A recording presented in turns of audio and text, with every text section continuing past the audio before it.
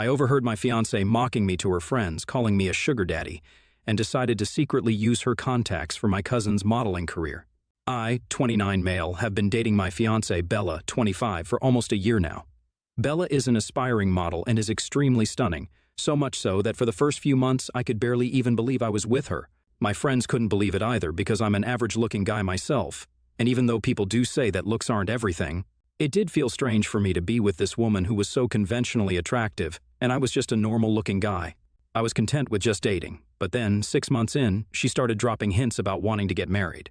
I was smitten with her by then, so at that point I would have done whatever she asked of me. So I decided against proposing to her 7 months after being together, and she said yes without a second thought. My friends and family were a little taken aback by how soon it was all happening, but as long as I was happy, they were too and didn't question it much. We've been relatively happy in our relationship, and even though we've had our ups and downs, I believe that the love we had for each other was real, and it was for me at the very least, if not for her. But then, around 3 months ago, she invited her friends over to help with wedding planning. I'd been napping in the bedroom because I was feeling really under the weather that day, but after a while, I got up to get myself some food. But then, I stopped right outside the kitchen when I heard Bella and her friends talking about me in the living room. I was just out of their sight, and they couldn't see me, so they continued talking crap about me and laughing at their own mean jokes. They were making fun of all my insecurities, and I could feel myself go red in the face standing there. But it all got worse when Bella herself joined in and made a joke about how she'd bagged herself a sugar daddy with no looks and was basically living the dream. There was a lot of laughter at that horribly insensitive joke, and so I went back to my room because I'd heard enough. I didn't even want to know what else she had to say because my insides were on fire. I wanted to dump her on the spot, but I kept my cool and decided to play the long game instead and use her for my own sake, just like she'd been using me. I'm a web developer, and I earn well enough, so I'm the one who's covering all the bills because Bella can't afford to. She's just starting out as a model, and so she doesn't get paid enough for her gigs to actually be able to afford the lifestyle she wants, and neither are her parents rich enough to fund it for her, so she relies on me heavily for money. She even moved in with me just 2 months after we started dating because she told me she didn't have enough money to cover rent at the time. I told her she could stay with me for a while, but then she never moved out. And ever since then I've been paying for everything she wants.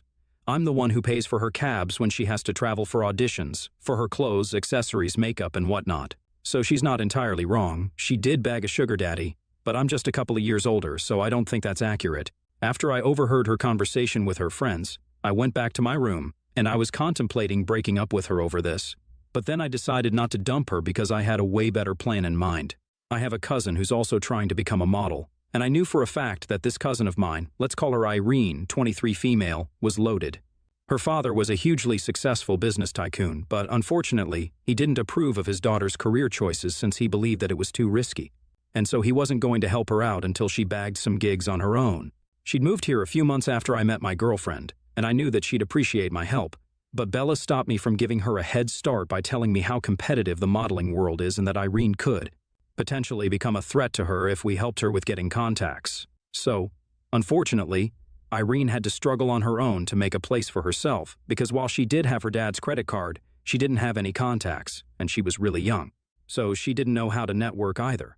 But after what I overheard, I made up my mind to help Irene out, and in exchange for that, she just had to send me half of whatever she made through every gig that she landed through me. Then onwards, I started keeping track of all the auditions that my girlfriend and friends went to, and all the people I met at those auditions, and then proceeded to send those details to Irene. Sometimes she'd get the gig, and sometimes she wouldn't, but every single time she'd send me a whopping $1,500 because she was mad at her dad for not helping her out. It was a bit much, but who was I to complain? If she wanted to teach her dad a lesson, and I profited off of her anger, then heck, she could be as angry as she wanted to be. I was cool with this arrangement that we'd worked out because I was getting richer with every passing month. Of course, I had to hide all of this from my girlfriend because she'd definitely get suspicious if I suddenly started expressing any interest in these things I'd never bothered with earlier. So this went on for a couple of months, and with time, I stopped feeling anything for my girlfriend at all. I still didn't dump her because I was using her contacts and stuff to help out Irene, but other than that, I'd keep my interactions with her to a minimum. I'd be romantic and sweet to her when we were together, so she had no clue what was really happening. I'd also told my parents I wasn't actually going to marry Bella just a week after I found her talking crap about me behind my back, so while they didn't know the details of my situation, they knew that no wedding was going to take place. But I didn't tell Bella that, obviously, and she continued to plan and told me to book the venue and the vendors, which I agreed to, but never did. This week, several things happened at once, and she finally found out what I'd been up to. The invitations were supposed to be sent out this week, but like I'd said, I hadn't made any arrangements, and in addition to that, my cousin Irene finally got signed to a really reputable modeling agency. She was incredibly grateful to me, and even her dad was, which is why he sent me $5,000 for helping her out all through the way. They're pretty generous if I'm being honest. So a few days back, when Bella asked me if the invitations had been sent or not, I decided to finally come clean to her and end things.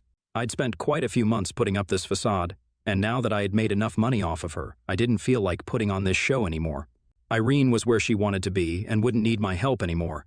And I didn't have any feelings for Bella either, so there was just no point in staying with my girlfriend any longer.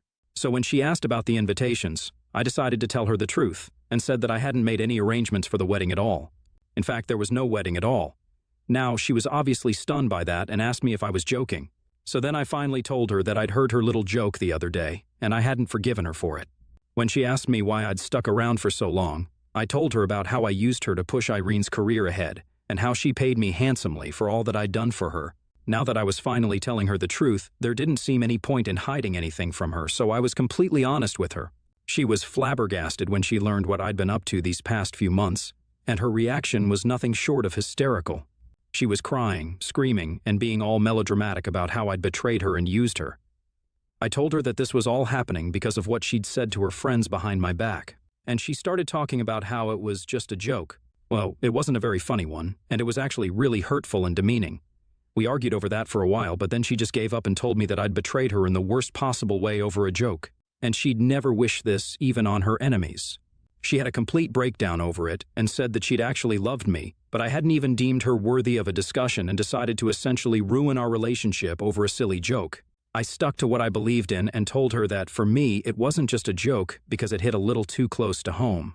Jokes are meant to be funny, not downright malicious, which is what her joke sounded like. And it wasn't just what she'd said that hurt, it was the fact that she'd been sitting among her equally vapid friends, and they'd been making fun of the way I looked, but she didn't even try to defend me and instead joined in on the fun that they were having at my expense. That's what hurt the most. I was the one who was paying for every single thing that she wanted and making sure she was happy all the time, so I definitely didn't deserve this in return. In fact, I'd started working even harder to provide for the both of us, so it obviously hurt to hear her make fun of me just because I wasn't as conventionally attractive as she was. She packed her stuff up right after the argument and was gone within an hour. I didn't try to stop her either because of how angry and hurt I was, so there was nothing that could have been done to prevent her leaving. The next 2 days, I drowned myself in work so that I wouldn't have to feel anything. I mean, I'd obviously fallen out of love with her a while back, but I was still used to having her around, and sometimes I'd feel like I could fall back in love with her again. But now that it was all over, I didn't know what to do with myself or with the empty house that I'd come back to. This morning, I received a text from Bella saying that she still did love me and was willing to work things out if I wanted to. Did she miss me terribly and couldn't imagine a life without me? I haven't replied to it yet because I honestly don't know what to say to her. I don't know if I miss her, or if I love her, or if I want to get back with her or not. I just don't have an answer for anything at this point because my feelings are actually all over the place. I don't know what to say to her. I feel like a total jerk for what I did to her. Maybe she was right. Maybe I overreacted and completely blew things out of proportion. AITA for using Bella to push Irene's career and get rich myself? Update 1. So, I didn't reply to Bella's text. I read a lot of the messages in the comments on my post and realized I might have been out of line for what I did. And I was even about to reach out and apologize to Bella for whatever happened. But then, I received a text from a friend of hers saying that she had something to tell me. She sent me a screenshot of Bella texting her, saying that she needed a place to crash for a while until her loser boyfriend, referring to me, patched things up with her, or until she found someone new.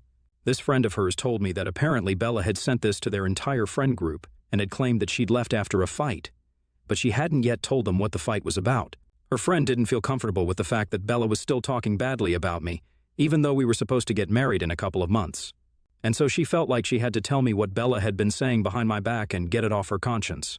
She didn't know that I was already well aware of what Bella had been saying about me, but I'm thankful that her conscience kicked in at the right time and prevented me from apologizing to Bella and taking her back in. I dodged a bullet there. All the criticism and flack I've received for my decision to stick with Bella just for revenge was perfectly valid, and in fact, that was what made me rethink my stance in this whole situation, and almost made me apologize to her. But unfortunately, we were all being played, since Bella really did deserve whatever I did to her. Maybe if it had been a normal and less self-centered human being, then I would have believed that I was in the wrong here. But it's Bella, after all. She's literally the epitome of narcissism and selfishness. I can't believe that she was willing to get back with me just because she needed a place to stay. Which isn't really surprising, because she had become pretty lazy in the past few months. She'd only go for auditions and do nothing else around the house, but I was perfectly happy with cleaning up after the both of us, since she was the one helping me bring in the big bucks from Irene. She didn't even go shopping, so I was actually saving more than I was spending. When I saw that screenshot, I was so thankful that I hadn't texted her back yet, and after this, I wasn't going to get back to her anyway. She was just a despicable person in general, and even though what I did to her was nothing short of psychotic, I'd say she totally deserved that. I've blocked her on every platform possible, and I'm even thinking about moving out into a bigger apartment so I don't have to deal with her anymore. I already made a lot of money thanks to Irene and her dad, and I'm due for a raise at work in a couple of weeks anyway, so I might as well get a head start on the move and start looking for places. My friends were pretty surprised when I broke the news to them that the wedding was off, since they had no idea. But when I filled them in on the details, they were kind of shocked that I'd even pulled off something like this at all. Some of them believe that she deserved it, while the rest think that I took things way too far, and I should have just ended the relationship the day I heard her joking.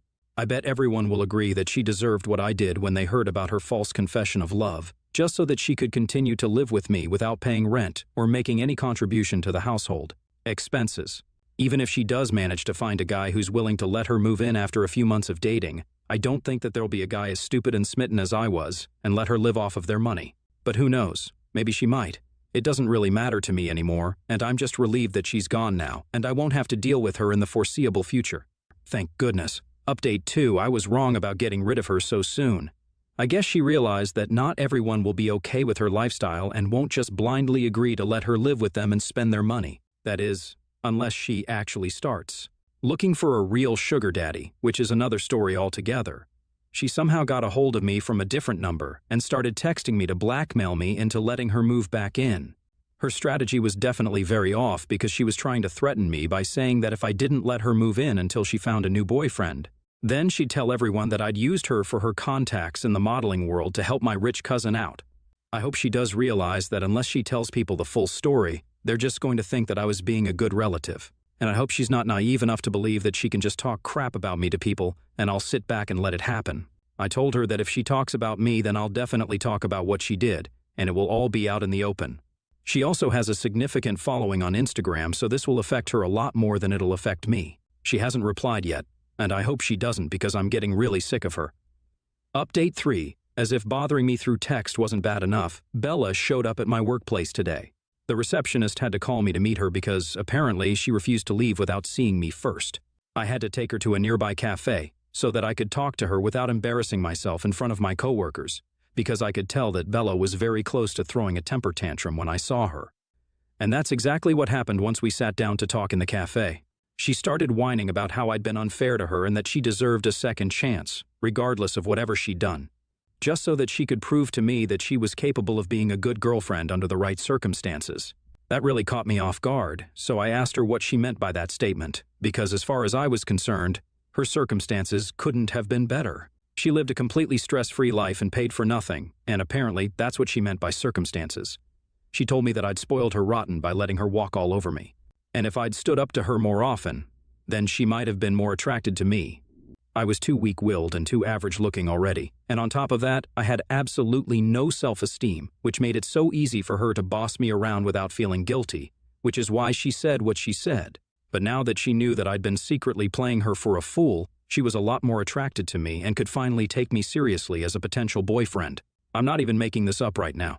I actually thought I was going to laugh out loud right in her face when she was saying those things, because it was just that ridiculous. I don't even know if this was some last-ditch attempt at getting me back, or if she generally meant whatever she was saying, but it was hilarious. There's no doubt about that. The gaslighting and manipulation were so crazy that I ended up telling her that I'd think about what she said and talk to her later, because I was trying really hard not to laugh. She made me promise her that I'd talk to her once I got back home. That's another reason I'm glad that we broke up, because she used to baby talk to me every time I was upset with her.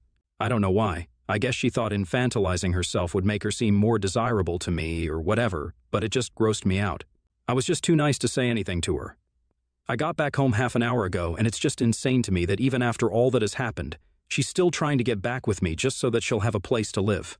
It's actually kind of pathetic that she's so lazy and so dependent on a man that she can't even be bothered to have some pride and leave me alone. I'm not going to get back in touch with her, and I'm going to make sure that the next time she tries to contact me, she knows that she's no longer welcome in my life. Update 4. So it's just been a day since Bella showed up at my workplace, and today she called me from a friend's number again. I answered the call because I wanted to end things once and for all with her. When she asked me if I'd given any thought to what she'd said, I told her point blank that I hadn't.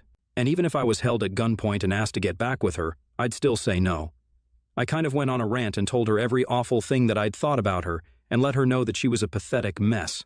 And I wasn't willing to deal with her anymore, so she should probably start looking for somebody else to leech off of. She argued with me, saying that the reason I had a crapload of money right now is because I'd used her and her contacts to suck up to my rich cousin, so I should be the last person to talk about leeching off people.